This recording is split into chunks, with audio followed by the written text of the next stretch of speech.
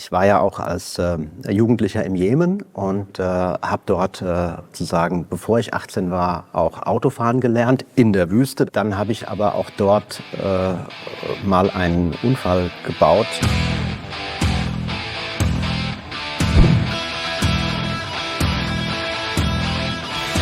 Herzlich willkommen in der HR Wählbar. Wir haben die 6 Spitzenkandidaten zur Landtagswahl hierher eingeladen, weil wir ihnen in der Bar ein bisschen näher kommen wollen, und zwar politisch wie menschlich. Und das Ganze natürlich nicht allzu bierernst. Hallo Herr Al-Wazir, willkommen in der Wählbar. Ja, danke für die Einladung. Und bitte recht freundlich. Bin gespannt.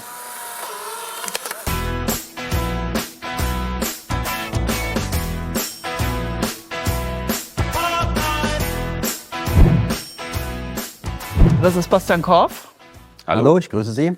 mein Kollege, der hier unter anderem für die Getränke zuständig ist. Sie sind ja von all unseren Gästen hier der erfahrenste Spitzenkandidat. Ich glaube, es ist das 6. Mal, dass Sie hier als Spitzenkandidat zur Landtagswahl antreten. Ist es nicht so ein bisschen wie täglich grüßt das Murmeltier und schon wieder Wahlkampf und schon wieder Spitzenkandidat? Ja, ich bin sicherlich der Erfahrenste, was diese Rolle des Spitzenkandidaten angeht. Aber bei mir ist dieses Mal ja was ganz Neues dabei. Ich bin das erste Mal Ministerpräsidentenkandidat. Und diesen Dreikampf um die Staatskanzlei, den meinen die Grünen ernst, den meine ich ernst. Und insofern ist das schon was ganz Besonderes und Neues. Jetzt wollen Sie schlanker aus dem Wahlkampf rausgehen. Ich möchte das nicht. Ich habe Ihnen was mitgebracht. Ja, eine jetzt bin ich Spezialität aus Offenbach. Okay. Das sind Offenbacher Pfeffernüsse. Wohl bekommen. Ich habe lange in der Danke. Backstube gestanden. Das glaube ich Ihnen nicht. Haben Sie die selbst gebacken? Ja, natürlich. Ehrlich? Ja. Ich bin beeindruckt. Wirklich. Ich setze Ihnen jetzt nichts Gekauftes vor.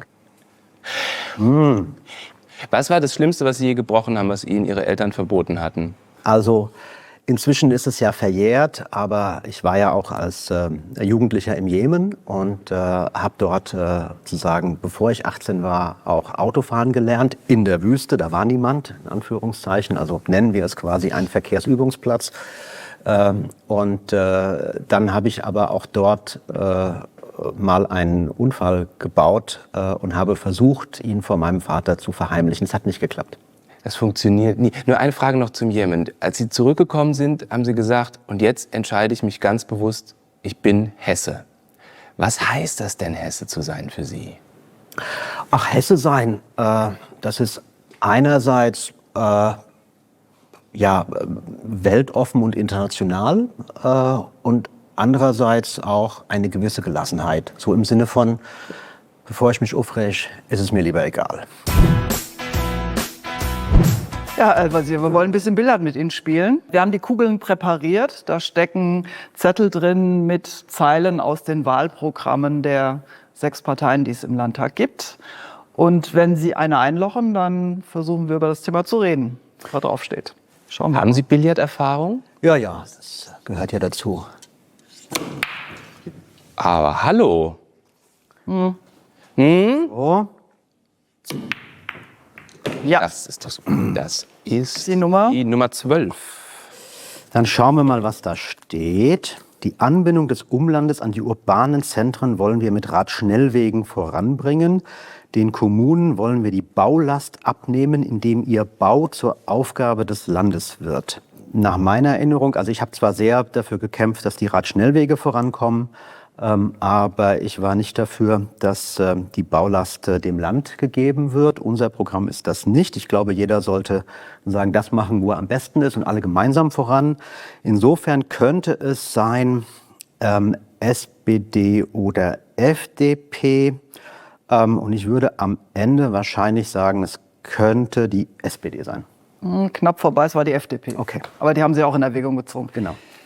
Warum finden Sie, das sollte nicht das Land machen, diese Radschnellwege? Das sind doch größere Straßenprojekte für Radfahrer, analog zu Landesstraßen zum Beispiel. Meine Erfahrung ist, wenn Hessen Mobil dann an einen örtlichen Landwirt einen Brief schreibt und sagt, könnten wir bitte 30 Zentimeter deines Ackers haben, dann sagt er erstmal, und ist nicht so ganz, wenn so ein Brief aus Wiesbaden kommt, wenn der Bürgermeister zu ihm kommt und sagt, guck mal hier, wir wollen für uns hier was machen, dann ist das im Zweifel eher erfolgversprechend. Also richtig viel gebaut worden ist ja in den letzten Jahren gar nicht, obwohl Sie sagen, das ist ein wichtiges Thema.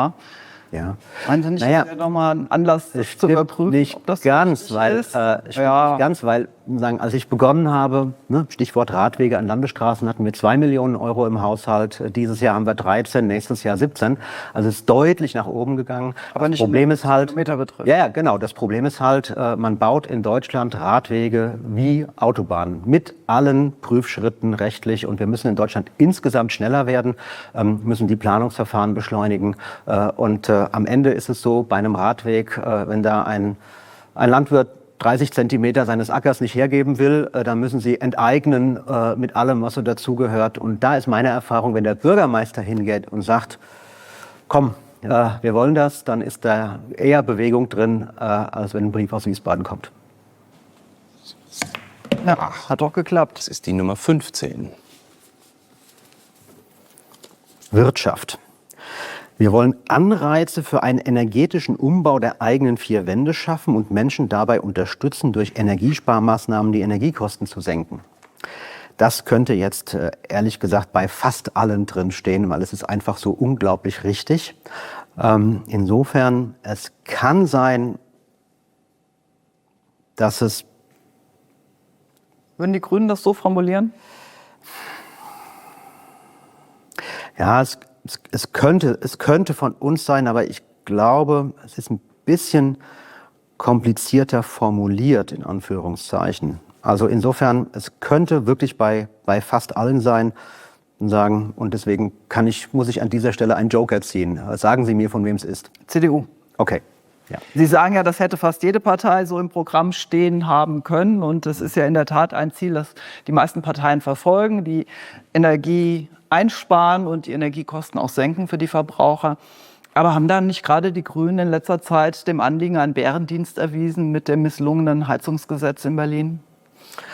Also zuallererst mal bin ich froh, dass es jetzt beschlossen wird, weil die Leute brauchen ja Planungssicherheit. Das, glaube ich, das größte Problem war die Unsicherheit. Was gilt denn jetzt eigentlich?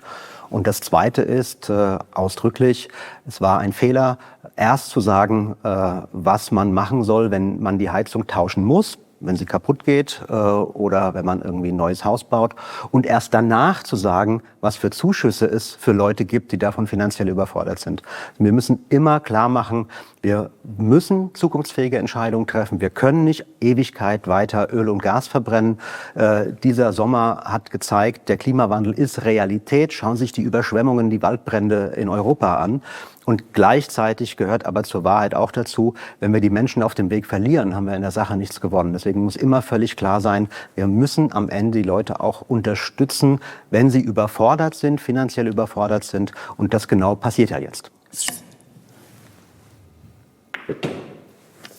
Perfekt. Jawohl. Das ist die 2. So, vielen Dank. Das ist so einfach. Die ist nicht so einfach. Also zuzuordnen, finde ich. Der Fachkräftemangel im Bereich der frühkindlichen Bildung ist eine enorme Herausforderung.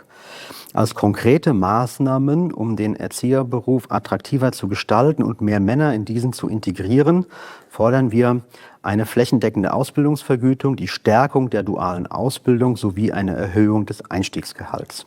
Also erstens mal kann ich Ihnen sagen, die Forderung ist völlig richtig. Wir brauchen in Hessen in der nächsten Legislaturperiode mindestens 20.000 Kita-Plätze mehr, damit erstens die Kinder gut gebildet werden. Das ist ja nicht nur Betreuung, das ist auch frühkindliche Bildung. Und zweitens, damit die Eltern, in dem Fall vor allem die Mütter, an denen es ja hängen bleibt, auch wirklich gute Betreuung haben. Das hilft auch gegen den Fachkräftemangel, weil es gibt ja viele, die würden gerne mehr arbeiten, schneller wieder einsteigen oder von Teilzeit aufstocken und können es nicht, weil die Betreuungssituation nicht passt. Insofern wäre das ein Punkt, wo ich sagen würde, der Schlüssel dafür sind die Fachkräfte, ist klar. Und da ist ein echtes Problem, dass die Erzieherinnen und Erzieher in der Ausbildung keine Vergütung bekommen haben. Und deswegen haben wir ja jetzt schon gestartet, dass die eine Ausbildungsvergütung bekommen. Das Land fördert 1000 Ausbildungsplätze.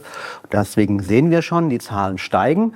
Das ist auch dringend nötig. Der Schlüssel dafür sind die Fachkräfte. Die Forderung an sich ist völlig richtig. Aber wer hat da so ein Männer? Ich glaube aber nicht, dass wir als Grüne, also es könnte von Inhalt her bei uns stehen, aber wir hätten sicherlich nicht den da geschrieben Erzieherberuf sondern wir hätten Erzieherinnen und Erzieher geschrieben. Wir hätten, dass mehr Männer in den Beruf kommen müssen, das glaube ich auch. Das ist auf jeden Fall so. Wir haben ja auch im Grundschullehramt die Situation, dass von 10 Lehrkräften dort 9 Frauen und 1 Mann ist. Also das ist völlig richtig, dass man da auch was verändern muss. Ich würde mal sagen, es könnte CDU oder SPD sein. Nein, nicht? Ich sage ja, es ist nicht so leicht zuzuordnen. Das ist die FDP. Die FDP. Die da so ein Herz dafür hat, dass mehr Männer in den Erzieherberuf kommen. Auch ein gelbes Huhn findet man Korn. Und wir kommen jetzt zu einer Runde Bierdeckelbekenntnisse. 10 Bierdeckel, 10 Fragen sind drauf. Sie haben 60 Sekunden Zeit zu antworten. Am besten nicht lange drüber nachdenken. Das Erste, was Ihnen in den Kopf kommt, raushauen. Okay. Und dann läuft die Zeit jetzt. Welche Superkraft hätten Sie gerne? Unsichtbar sein. Was ist Ihr Lieblingsluxus? Zeit haben, Wochenende. Was machen Sie ständig, obwohl Sie es gar nicht können? Das verrate ich nicht. Was bereuen Sie?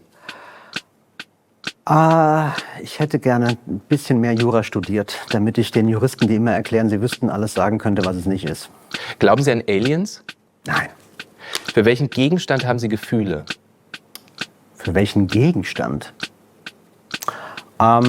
Für den Stift, mit dem ich seit 10 Jahren alles unterschreibe. Was würden Sie an sich ändern? Oh, ich bin eigentlich ganz zufrieden mit mir, Wann ist Lügen okay?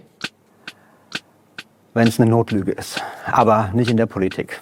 Was sehen Sie morgens als allererstes? Was ich morgens als allererstes sehe, überhaupt nichts. Ich habe -7 Dioptrien. Noch eine, jetzt hat es. Wir sind schon über der Zeit und wir sind gerade noch dabei. Worüber lachen Sie denn? Ach, ich kann mich über ganz viel wunderbar amüsieren, vor allem wenn Leute Dinge viel zu ernst nehmen, die man eigentlich gar nicht so ernst nehmen soll. Wir haben extra für die Wellbar diese alte Jukebox organisiert. Und wenn Sie mal draufschauen, sehen Sie auch, da sind so Lieder drauf, wie man sie in den 70er oder 80er Jahren in den Kneipen gehört hat. Sie dürfen sich was aussuchen. Tainted Love von Soft Cell. Das ist die G6.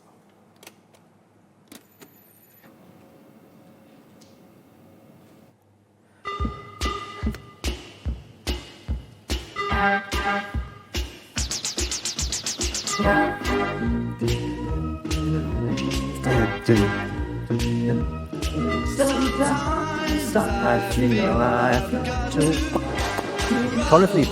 Was für Erinnerungen haben Sie denn, wenn Sie diese Musik hören?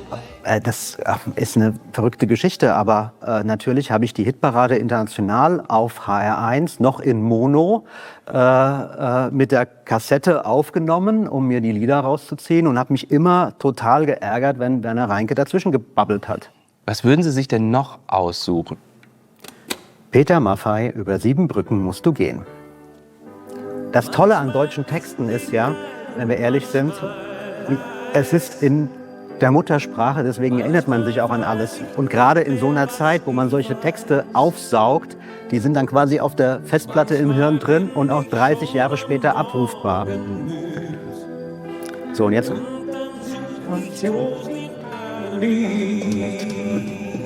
Über 7 Brücken musst du gehen. Oh, Hessenmusik. Wissen Sie eigentlich, dass Eurodance bei Logic Records im Kaiserlei erfunden wurde? Ja.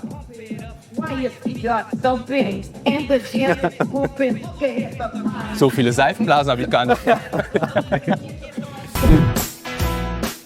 Al-Wazir, zum Schluss bekommt jeder Gast als Wegzehrung noch einen kleinen Shot, einen Koalitionscocktail mit, den dürfen Sie bestimmen, wie der aussieht. Als allererstes muss natürlich viel Grün rein. Haben Sie da Waldmeister oder sowas? Es ist tatsächlich Waldmeister, Ja, Smoothie. Waldmeister, sehr gut so. Also, was haben Sie denn an Roten da? Irgendwas mit Kirsche? Ist das Grenadinsirup. Grenadinsirup ist gut. Der sinkt dann nach unten. Passt. So, und dann brauchen wir noch was Schwarzes. Was haben Sie da? Das ist eine Spezialmischung. Eine Spezialmischung, okay. Bekömmlich. Wunderbar. So. Und jetzt noch aber wirklich einen ganz winzigen Spritzer Gelb. Das ist Orangensaft. So. Das reicht, mehr brauchen wir nicht davon. Und Haben Sie jetzt eine Allparteienkoalition? alles gut. Und jetzt müssen wir noch gucken. So, wenn man den so ein bisschen. Ja, so, genau. Es Wird schon grau oben. immerhin Voll gut. unglaublich viel Grün dabei. Das gefällt mir gut. Jetzt gucke ich, ob es schmeckt. Jetzt haben Sie ja nur gelb getrunken. Nee. Schwarz. Aber wissen Sie was? Sagen, das Grüne schmeckt am allerbesten. Wenn der ganze Cocktail einen Namen hätte und Sie den auf die Karte setzen würden, wie heißt er? Grün wirkt. Vielen Dank, dass Sie in der Wilba waren. Danke für die Einladung. Und wie gesagt, das mixen wir gleich nochmal.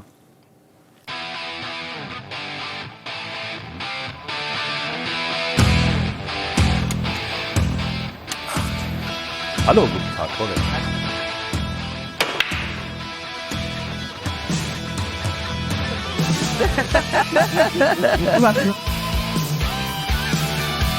Ja, mal gucken. Zieh mal die Jacke aus, das können Sie gerne machen.